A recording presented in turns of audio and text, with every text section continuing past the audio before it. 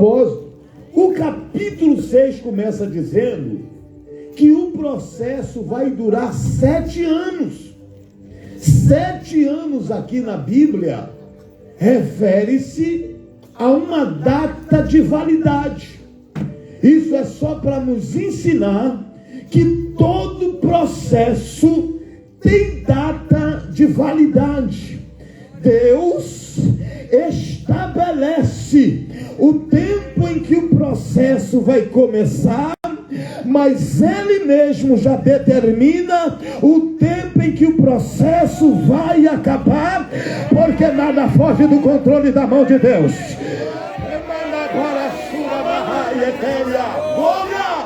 Glória! Então Deus permite, e no 7º ano, que a Bíblia chama de ano sabático, ou ano da liberdade. Isso aqui é tremendo. Glória! No ano da liberdade, porque todo escravo, segundo a lei mosaica, trabalhava para o seu senhor por um período de 6 anos. O 7º ano seria o ano da liberdade daquele escravo. Então Deus ensinou ao povo e estabeleceu o ano da liberdade. No ano da liberdade, a Bíblia diz que aparece aqui em cena um moço chamado Gideão. Gideão é um moço que tem alguns traumas na vida. Gideão é alguém que tem alguns problemas internos. Gideão é um moço cheio de complexo. Gideão é alguém que precisa ser curado, sarado, tratado. Os irmãos observem que o versículo 15, ele vai se desabafar, e Deus entende o desabafo dele, e ele vai expor o complexo que ele tem. Ele vai dizer: Senhor, eis que a minha família é a mais pobre em Manassés. Pelo fato da sua família ser a mais pobre, isso cria um complexo no coração de Gideão, e ele chega a pensar que ele e a sua família não têm valor na sociedade. Por que ele acha que ele não tem valor? Porque ele não tem poder aquisitivo, ele não tem condição monetária, ele não tem condições materiais. Então esse complexo faz Gideão se sentir um desvalorizado. Ele acha que ele não tem valor. Então o Senhor vai aparecer para ele. O Senhor Deus vai o comissioná-lo, dando a ele uma chamada. Só que antes de Deus chamar a Gideão para o enviá-lo para uma grande obra, primeiro Deus tem que curar Gideão. Primeiro Deus tem que sarar Gideão, porque é sempre assim. Primeiro Deus nos sara, para depois a gente sarar alguém. Ei, ai meu Deus do céu, glória. Então primeiro Deus sara a gente, depois nós vamos sarar alguém. Os irmãos observem que Gideão tem um complexo de inferioridade. Ele disse: a minha família é a mais pobre, nós não temos nenhum valor. Aí Jesus desce lá no carvalho do pai dele. Eita, pastor, era Jesus? É Jesus escondido e camuflado na chamada capa teofânica. Nós apelidamos como a lei da teofania, teodeusfania, escondido. Teofania é Cristo escondido e camuflado na chamada capa teofânica. Ele vem como anjo do Senhor, porque não é a sua dispensação, mas era ele operando no Antigo Testamento. É por isso que o escritor aos Hebreus disse que Jesus Cristo é o mesmo ontem, hoje e eternamente. Quem está de acordo, levante a mão para dar glória. Oh, glória a Deus. Então Jesus desce e vai curar Gideão. Gideão está com um complexo de inferioridade, dizendo: não tenho valor, minha família não tem valor, não somos importantes. Aí Jesus desce. O texto que nós lemos disse que Jesus falou para ele assim: o Senhor é contigo, varão valoroso. Olha Jesus curando ele. Oh, Manachéria, o Senhor é contigo, varão valoroso. É Jesus dizendo mais ou menos assim: possa ser que na terra alguém não te valorize, mas aqui em cima o céu te valoriza. Oh, glória a Deus. Olha, irmão, não é meu costume não, mas por hora, diz para quem está ao seu lado: o céu disse que você tem valor. Vai, diz para ele: eita, porque enquanto você fala, a mão de Deus começa a curar alguém para fazer milagre. Eu estou sentindo já.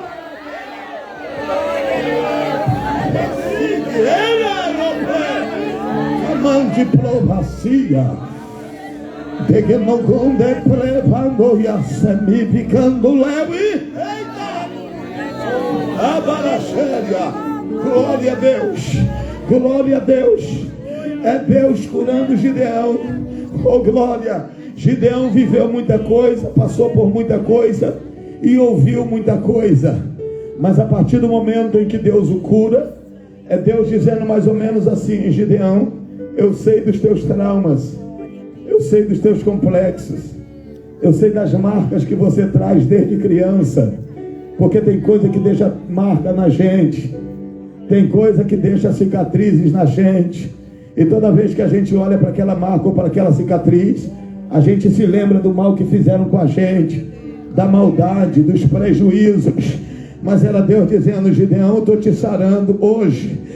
E a partir de hoje, toda vez que você olhar para as marcas que deixaram em você, isso não vai mais fazer efeito em você, não vai mais doer, não vai mais te machucar. Estou te sarando para você sarar alguém.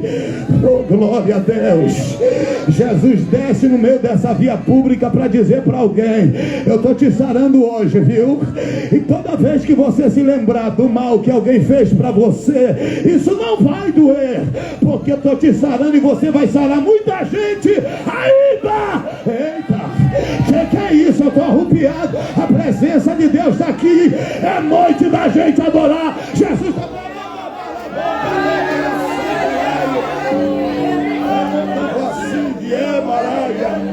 Gideão, oh glória. Gideão vai passar por 3 fases. Essas fases irão marcar a sua vida, a sua época e a sua história. Primeira fase, fase da escolha. Segunda fase, fase da chamada. Terceira fase, fase da vocação. Gideão foi escolhido, chamado e vocacionado por Deus. Porém, Gideão vai apresentar para Deus um relatório. É ele dizendo: Senhor, o Senhor vai me chamar mesmo para essa missão? E Deus disse: vou. Aí Gideão disse: Senhor, eu tenho um relatório, existem alguns problemas no meu relatório e eu quero apresentar para o Senhor. Deus disse: pois me mostra o teu relatório com problema, porque na minha mão eu já tenho a solução. Gideão disse: Senhor, olha só, existe um problema muito sério. O Senhor conhece o meu pai? Deus disse: conheço. Meu pai se chama Joás. Meu pai é um homem idólatra, ele adora outros deuses. Eita, o meu pai não te adora, meu pai não te serve, meu pai adora outros deuses aqui na nossa sociedade. Isso é um problema. O Senhor vai me escolher, eu sendo filho de um idólatra. Eu vou atualizar a mensagem: o Senhor vai me escolher sendo eu filho de um alcoólatra, sendo eu filho de um espírita, sendo eu filho de um macumbeiro. O Senhor vai me escolher escolher. Aí Deus disse assim: esse é o problema? Ele disse sim. Aí Deus disse: então já vou te mandar a resposta, eu vou te escolher sim. Ele disse: por que é que o Senhor vai me escolher, sendo eu filho de um alcoólatra? Aí Deus disse assim: eu vou te revelar, é porque através de você eu vou trazer toda a tua família para a minha presença. Eu só preciso de alguém. Eita, o que é isso? Eu só preciso de alguém dentro da casa para minha glória descer através de você. É Deus dizendo para alguém aqui: é através de você, é através de você, é através de você. Quem está entendendo essa palavra aqui? É através de você.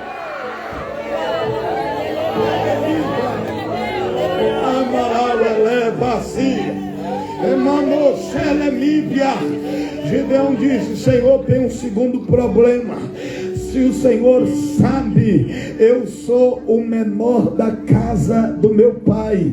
A nossa cultura diz que quando o Senhor escolhe alguém em um seio chamado família, pela lógica o Senhor tem que escolher o maior, o filho mais velho. Eu não sou maior, eu sou menor. O Senhor vai me escolher eu sendo o menor. Deus disse: vou. E por que, Senhor? Aí Deus disse assim: é porque eu gosto de usar as coisas pequenas para confundir a coisa grande. Oh, glória a Deus. Esse é o nosso Deus. Senhor, tem um terceiro problema. A minha família é a mais pobre, não temos poder aquisitivo, não temos condição monetária, e o Senhor vai me escolher assim mesmo? Deus disse: Gideão, vou te contar um segredo, fica eu e tu e eu, fica entre nós esse segredo. Gideão, sabia que tem um povo na Bíblia que dormiu pobre e acordou rico? Eita! Gideão disse: como é que é? Deus disse: o povo dormiu pobre e acordou rico. Olha só, eu sou dono da prata e também do ouro. Um dia eu dei uma revelação ao meu servo chamado Noé. Noé tinha revelação, mas não tinha os recursos necessários para poder realizar o projeto da revelação. Mas eu tranquilizei Noé e mandei os recursos necessários que ele precisava, porque quando eu chamo, eu me responsabilizo, eu cuido. Eita, eu cuido. Emanáxéria. Alguém levantou a mão para receber, e eu vou dizer: é Deus que cuida de você, da tua casa, do teu filho, da tua família, do teu lar. Eita! É Deus que cuida.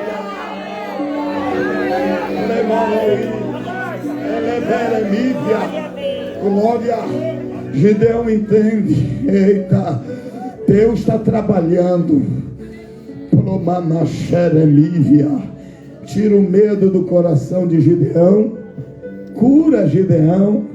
Ele disse: Gideão, agora eu vou te usar para poder curar o povo.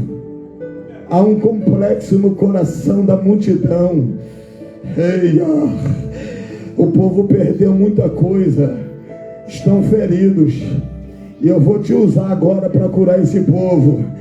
Gideão, usado pelo Espírito de Deus, leva uma palavra do céu.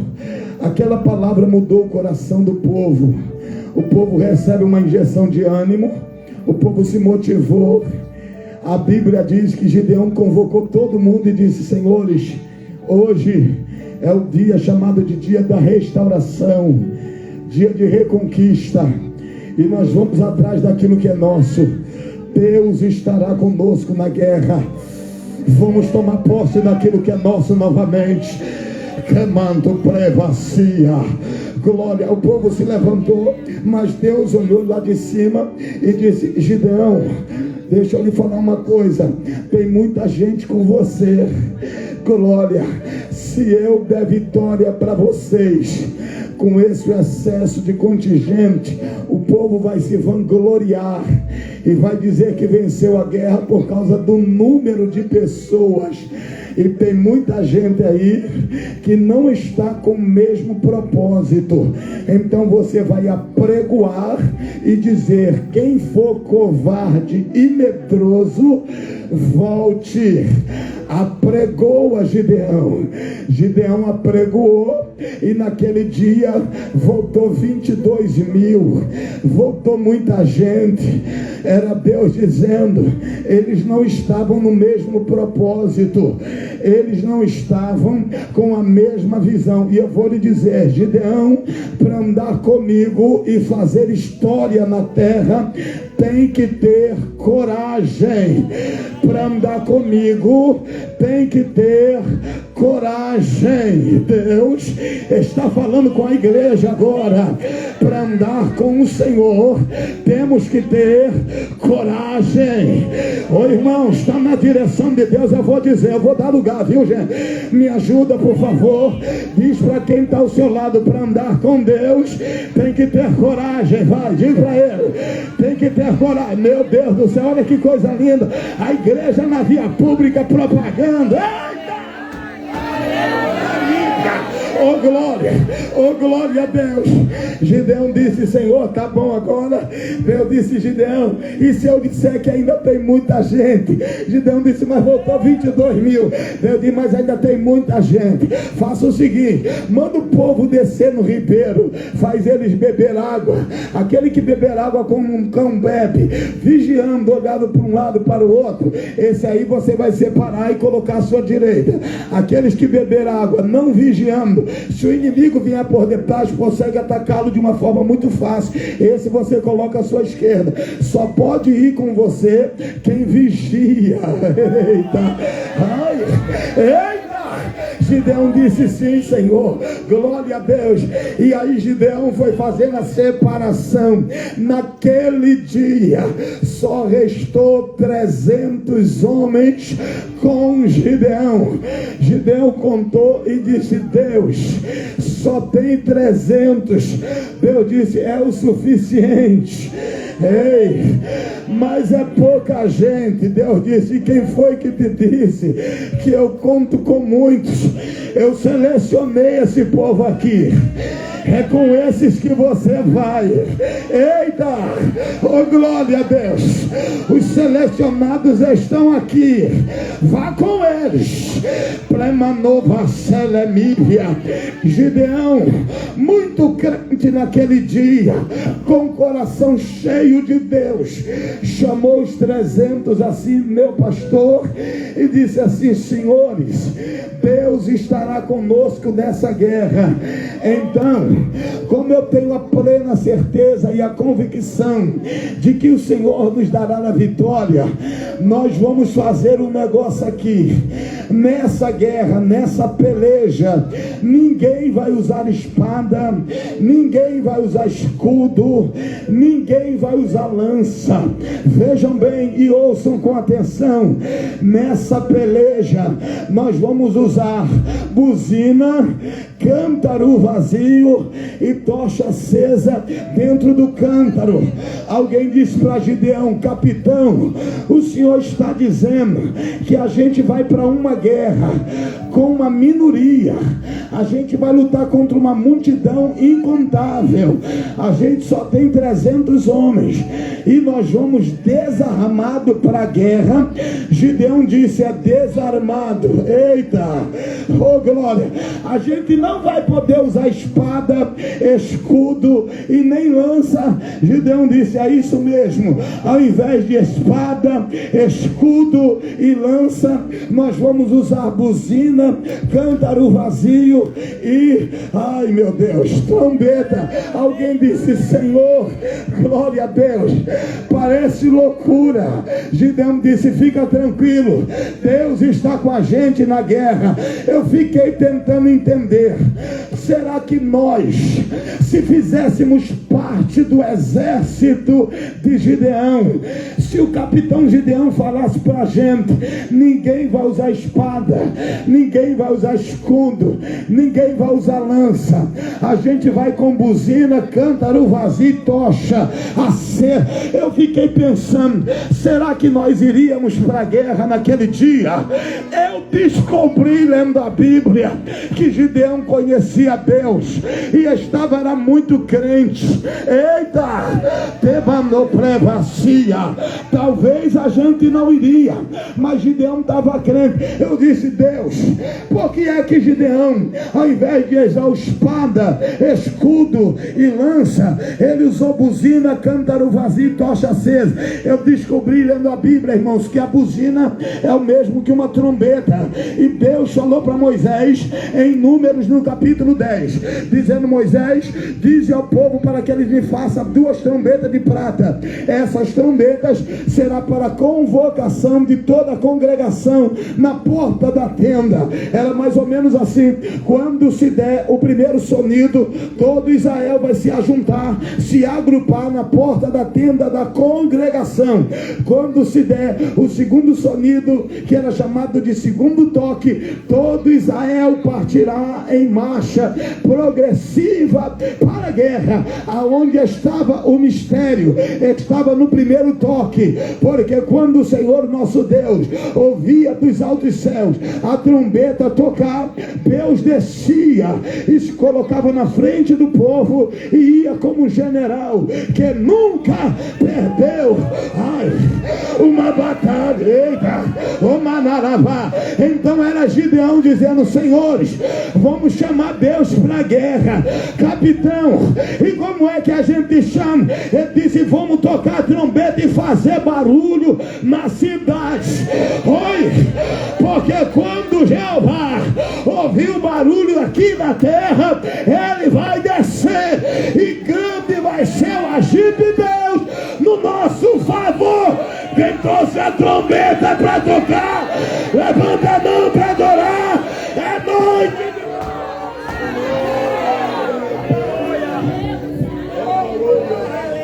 Prema-se, uma na Xúria. Vamos tocar a trombeta. Gideão chamou Deus para a guerra. O ditado diz que quando a gente coloca tudo nas mãos de Deus, a gente consegue ver as mãos de Deus em tudo. O segredo é deixar Deus guerrear. Precando vacelemibinaios. Se a gente confiar no Senhor, Ele nos dará a vitória. Oh meu Deus, estou sentindo Deus aqui, gente. Há uma presença de Deus no nosso meio. Premando como a Naxúria. Eu fui convidado para pregar a palavra de Deus lá em Ibiúna, São Paulo. Fui lá pregar a palavra do nosso ministério, também conhecido aqui como missão lá para nós, Belém. Eu fui, era o pastor Ezequiel. Preguei, a festa foi linda, Jesus salvou um bocado de gente, curou, eita glória. Aí acabou o culto, fui para a casa do pastor Ezequiel, jantei, ele falou para mim: pouse aqui. Eu digo: não posso, que amanhã eu tenho que ensinar na escola bíblica dominical na nossa igreja. Aí ele disse para mim assim: pastor, mas é tarde. Eu digo: mas eu preciso ir, amanhã pela manhã eu tenho que ensinar na nossa igreja. Dava mais ou menos 1h30 de carro até na minha casa. Saí da casa do pastor por volta de 00:35, 0h35, eu voltei para minha casa e o pastor Ezequiel disse: pois vamos orar. Aí oramos para que o Espírito de Deus nos trouxesse em paz. Eu estava sozinho nesse dia. Oramos, entrei dentro do meu carro sozinho e agradeci ao pastor, vim para minha casa. Lá vem eu na rodovia principal de Ibiúna. Quem já foi a Ibiúna sabe que lá, por causa das plantações, há uma cerração, uma neblina que toma conta da estrada em um certo período da noite. E eu vinha, quando eu percebi aquela neblina, aquela cerração, Eu liguei o farol de milha, liguei a luz interna do carro, liguei o pisca-alerta e vinha a 20 por hora e 10 por hora na rodovia principal de Ibiúna. Não conseguia ver praticamente nada, a visibilidade era muito pouca. Aí, queridos irmãos, de repente eu me deparei com um caminhão atravessado bem no meio da avenida. Eu parei o meu carro, desci, fui até o caminhão, olhei, não tinha ninguém. Pensei que o motorista tinha perdido o controle do caminhão. Aí eu voltei para meu carro e continuei. Mais na frente, um outro caminhão atravessado no meio da avenida. Eu parei meu carro, desci, fui até o caminhão, olhei, não tinha ninguém. Voltei para dentro do meu carro, continuei viagem. Mais na frente, 2 carros atravessados no meio da avenida. Eu não entendi, não sabia o que estava acontecendo, Deus não me revelou. Eu continuei o meu trajeto. Mais na frente, eu vi como se fossem uns bonecos assim, bem pequenininho, mas na proporção que eu fui me aproximando, eu percebi que eles se movimentavam. Tratava-se de pessoas. E quando eu fui chegando mais perto ainda, eu vi que eles estavam armados, todos eles muito bem armados, com fuzil, HK, parafal, M16, todos eles bem armados, irmãos. Não tinha como eu voltar. Se eu parasse o carro e desse uma ré, era arriscado alguém atirar no carro pensando que era polícia. E quando eu fui chegando perto, era aproximadamente uns 25 a 30 ladrões. Eles estavam estourando caixa de Ibiúna. Houve um tempo em São Paulo, meu pastor, em que os caixas começaram a ser estourados por criminais e eles roubavam lá os caixas, e havia uma agonia no coração das pessoas que moravam próximo a esses caixas, porque eles estouravam e colocavam terror na cidade de São Paulo. Não tinha como eu voltar, estava muito em cima, gente. Então o que foi que eu fiz? Eu desliguei o farol de milha, abaixei o farol do carro e continuei com a luz interna. Quando eu fui chegando perto, um cidadão com um fuzil na mão fez assim, dando a ordem de parada. Eu parei o meu carro. Quando eu parei, eles cercaram o carro todinho, cercaram o carro, glória a Deus.